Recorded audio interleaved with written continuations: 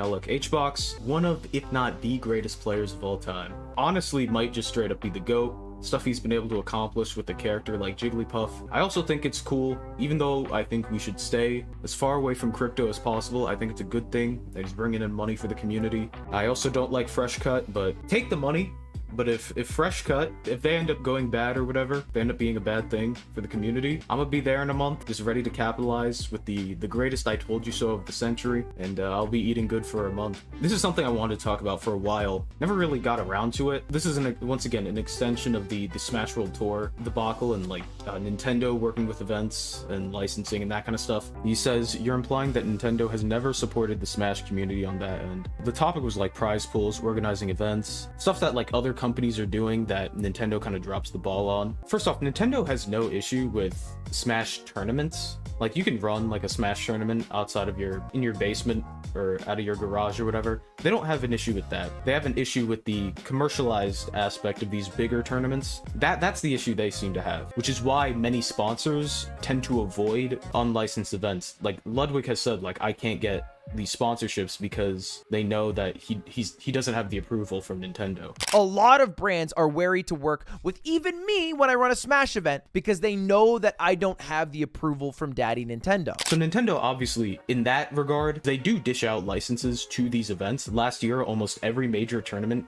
was licensed, including events that were not on the Panda Cup. Even earlier this year, Generation Esports, which is some esports org, was able to partner with Nintendo for like a middle school league. It's really just VGBC that doesn't understand how to get these licenses in terms of bigger orgs, and I guess Beyond the Summit as well. I don't think they have licensing. HBox responds, we're gonna read through this whole thing because I think it's interesting. He says, not even trying to roast here because I think most people are ignorant to this, but this is worth saying to remind people. The fact that the average person not in the community doesn't realize this fact always breaks my heart. For those of you seeing this tweet and are unfamiliar, Nintendo has never, not once to any of my memory, added any cash funding to a modern Smash tourney prize pot, apart from Panda Cup, which I'm pretty sure they didn't do, but that's beside the point, which was canceled due to protest after another grassroots circuit, Smash World Tour, also shut down by Nintendo a month prior. I've already covered this. There was not a single good reason as to why, like, the rest of Panda shouldn't be allowed to function. Let's pretend that Dr. Allen was guilty of everything everyone was saying. Even if he was some, like, evil dude, then just get rid of Allen. Why couldn't you just keep the circuit? Or, like, at least the company? They had to lay off all non-essential staff, all their players, all the team members just gone. Across all their games, not just Smash. Esam and Mars tried to stay on the roster even after the whole Smash World Tour thing, and they couldn't do it because they got laid off. It's okay, Nintendo has never supported Smash, except for this massive circuit where they supported Smash.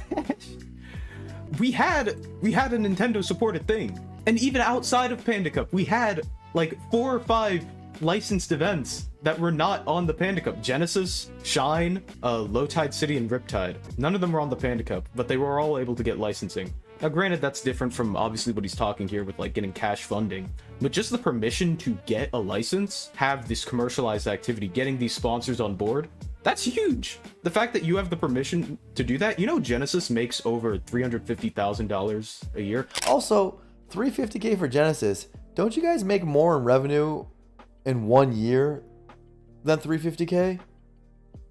Yeah, you do. I'm not sure if that's profit or just like their revenue or their income, but $350,000 is a lot of money.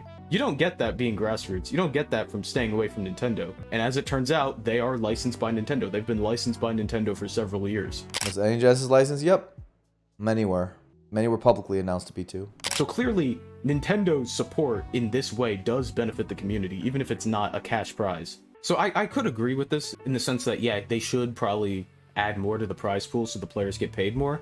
But again, like, Dr. Allen was able to accomplish that with his circuit. He was able to get, what was it, $150,000 prize pool, and it was going to grow over time. He got $2 million in sponsorships, and he could use that to support the events on the circuit, add to the prize pool, etc. He was able to get the money because he was licensed by Nintendo. That's where the support comes from. Maybe not directly, like, they give you money, but the rights to, like, make money off of their IP to profit off of that? How is that not valuable? And all these events last year had it, and some have historically had it, like Genesis. Yeah, VGBC is the only company that failed to get a license, or at least the biggest one. When they applied for a license, they got rejected. And they got rejected because they didn't follow the health and safety protocol. As Gimmer put it, their security team left an hour before the end of the event, and it allowed a banned player or spectator to re-enter the tournament, and they took no responsibility for that. They played the victim in that situation, and now they're never going to work with Nintendo again. If you want to learn more, you can watch my Smash World Tour video. Yeah, anyone can get a license. I don't run events, so I don't know how difficult it is to obtain a license, but it's possible. Everyone was able to do it last year, so I don't see why that doesn't count as support for the community. Even, like, obviously, again, I guess they're not directly adding to the cash prize, but Alan got $2 million.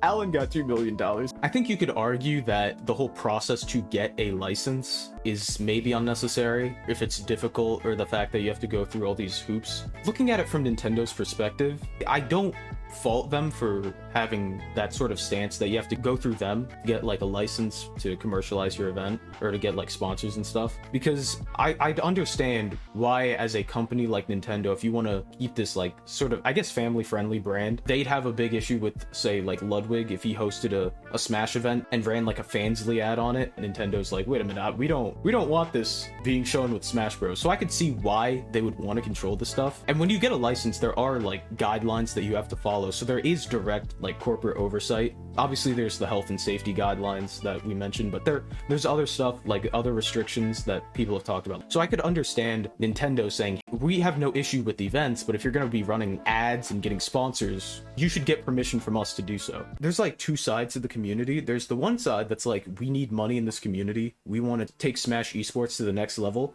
But then there's the other side of the community that's like, nah, we gotta stay mainly Melee. Like, yeah, we gotta stay grassroots, get Nintendo out of here. Their involvement was terrible, it's scary, we hate Nintendo, we don't want them in the community. So that's step one. First of all, deciding, do we want to partner with Nintendo? Do we want to work with them? Do we want them in the community? Because there are people like the Crimson Blur who just say, no, we don't want to work with Nintendo. Next time someone comes in with a Nintendo League, we say no from the outset. We don't even fucking entertain it. Aiden Calvin, who are like, we're boycotting any Nintendo licensed event, and then he's at Genesis. But the only issue is like with Melee, and Nintendo's like, yeah, no mods. All right, let's continue reading this. If they have, it was likely for a much smaller scale or something far less significant that left my memory. Okay. They've held their own tourneys and invitationals, which I myself was invited to and competed in twice, but mainly for the promotion of their own game. First place was often a trophy or licensed merchandise, but never any money for the talented player that managed to come out on top. Okay, I guess fair. They have sponsored events, which to my knowledge consisted of providing setups, advertising, or booths where you could play the upcoming titles, again, promotion for themselves. And again, they also give out licenses, which allow these tournaments to make money, allows Genesis to make hundreds of thousands of dollars. So to act like Nintendo's doing absolutely nothing to support these events, clearly the license is doing something if you're able to make that much money. Because you don't get that much money selling t-shirts, you don't get that much money from registration. But unfortunately, this came at the cost of not being able to use any modded versions of any game at all, and even muting certain in-game songs because the license wasn't cleared. Commentators weren't even allowed to wear shirts with the logo. This is what I was talking about, how this would affect Melee, because Melee, you obviously have to have stuff like UCF. UCF at a minimum, if you want to do stuff like Frozen Stadium. The point is, you kind of need mods to play Melee, because otherwise the controller debacle would just become all hardware side, like actual modding the actual controller itself or getting a box, and that kind of turns the game into pay to win. Dude, a fob is like $500, and if it moves an inch, it breaks. Like, I don't want to be living in that world. But other than that, like, I really don't see why, at least for Ultimate, why they wouldn't want to partner with Nintendo. Instead, when certain events didn't meet their criteria, they actively tried to shut down events with cease and desist clauses sent to organizers like Big House Online, or tried to prevent the event live streaming its Smash portion, EVO 2013, until a massive outcry from their fan base and horrible PR caused them to overturn their position. So shutting down the Big House Online was dumb. I don't agree with it. Like, people pirating the game, it's a 20-year-old game. Unless they have plans to remake it for Switch, or like remake Melee, I don't see why they would care so much. At this point, you should know, like, Nintendo is extremely litigious when it comes to their IP, but at the same time, it's like, come on, dude. In terms of Smash World Tour, they did not meet health and safety, that criteria. Your security left Double Down an hour early and let a banned spectator get back into the event, and then you make a statement denying that you did anything wrong and saying like, oh, blame this YouTuber he broke into our event. Oh, how did he get in? Oh, our security left an hour early. Oh, don't write that in the statement. I could kinda side with the community when it comes to like Nintendo not allowing mods. The Big House Online, I would side with the community over Nintendo on that. When your security leaves an hour early during the biggest event, which is Ultimate Grands, I have to side with Nintendo as to why they wouldn't want to work with VGBC. Clearly there is truth to this, but I think on a case-by-case basis, sometimes Nintendo's right.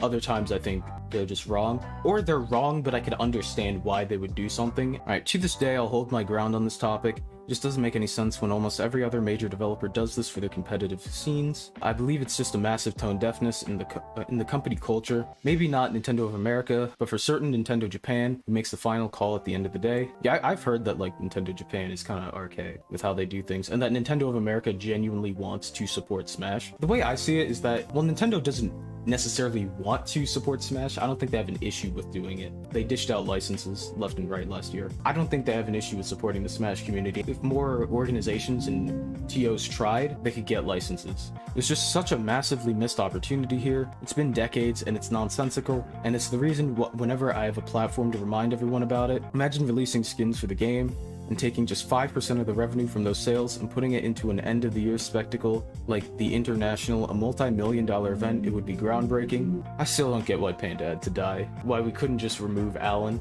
or like have Alan step down and then be like, yeah, instead of putting everything on Panda, because most of the people at Panda had no clue about what was going on. I talked to them, all they knew was like Alan was trying to get events to join the circuit and they were saying no. That's all they knew, is that Alan was failing these business calls. So realistically, why should they remove their CEO over just business calls that didn't work out, you know? That from their perspective, from Panda's perspective, it just feels weird because none of the TOs reached out to Panda. They waited for an opportunity to just bring them down. That's what sucks about this whole thing, is that this could have probably all been avoided. Just all those TOs that like backed up Smash World Tour, like if they had just reached out to the rest of Panda to be like, yo, what's going on with Alan? Like he's being kind of, they should have stayed away from Alan specifically if they wanted to stay away from anyone. If they felt like Alan was threatening their events or whatever. The Smash World Tour was the Smash World Tour like document, that was just a massive hit piece. Like I swear they released that with the intent to take down Panda, because there's no other reason why you would mention them. In one of their let me actually pull this up.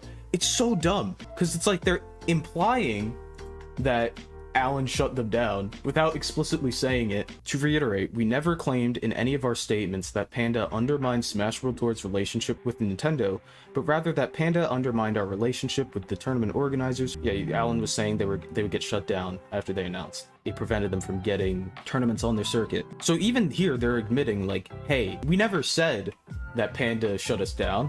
But then here, he never addresses the entirety of the 2023 Smash World Tour being cancelled, or the issues VGBC is facing with their own individual events. Why would he address this if you're also saying we never accused him of this? Alan definitely screwed up, but VGBC using Alan as a scapegoat is... Exactly. Alan was not perfect, and he went about creating the circuit the wrong way, and he made mistakes along the way. People felt threatened. If people said, hey, we really don't want to join your circuit, that's just kind of how it is. You messed up, and you have to own it. But at the same time, there's no reason for him to be brought up in this document. You're mentioning it on behalf of the TOs who felt like threatened and stuff, but like those TOs never reached out to like the rest of Panda to be like, yo, what's going on with Alan? So it's clear they didn't actually care. Then Ludwig made Ludwig and Critical. Because if you're going to make a video like, oh, Nintendo shut down Smash World Tour for no reason, like health and safety, that's just a dumb reason. I think it's important to also mention that there is a health and safety problem in the community, and Smash World Tour was part of that problem, and that's why they got shut down. But the irony is, I'm only trying to help the executives realize just how much good they could do for the community if they embrace the scene in the same way Capcom embraced Street Fighter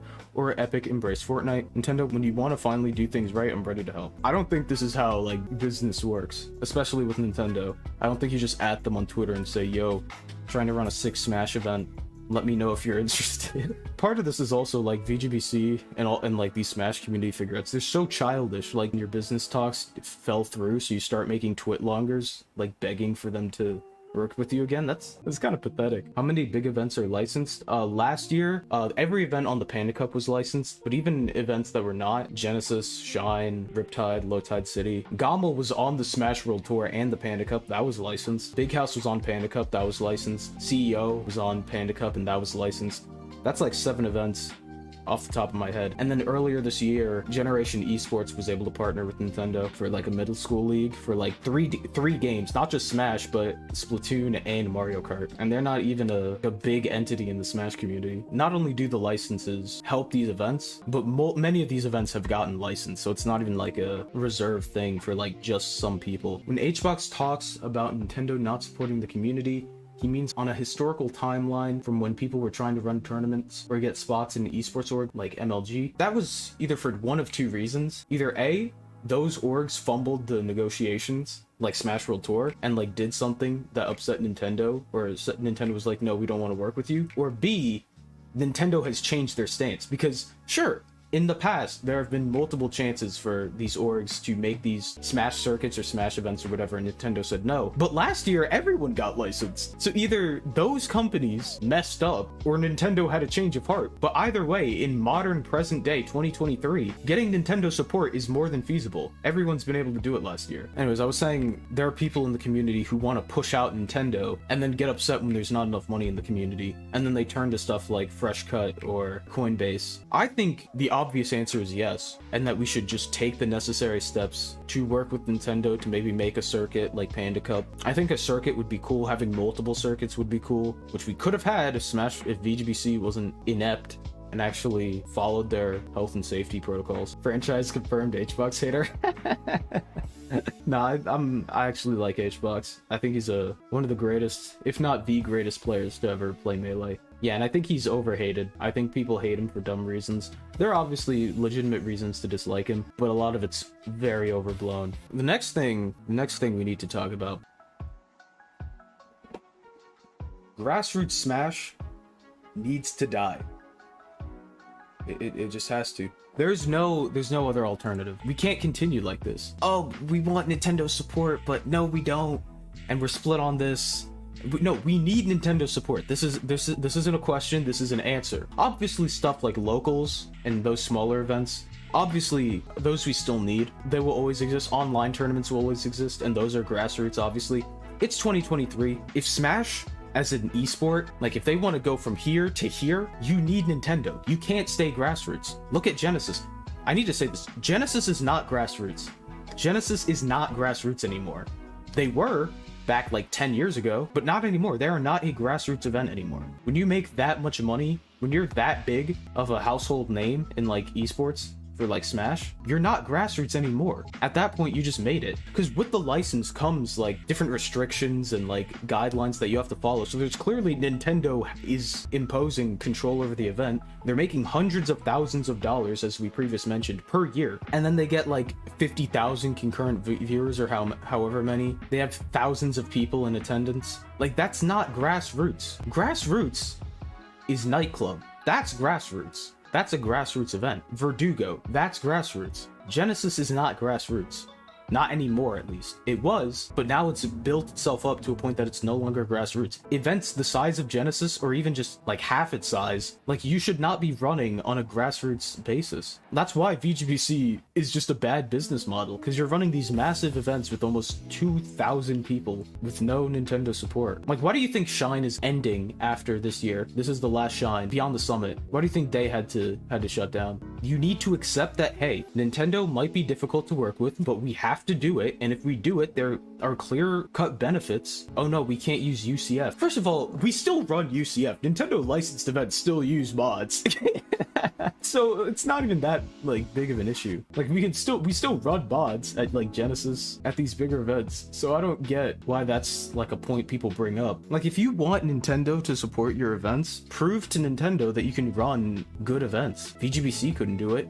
Alan did. You have to prove to Nintendo that you're worth supporting in the first place. Yeah, it's a Nintendo game. That's kind of just how it is. It's their IP, and they want to have a say in how it's being used, which I can understand to an extent. Not in every case, but again, on a case-by-case basis.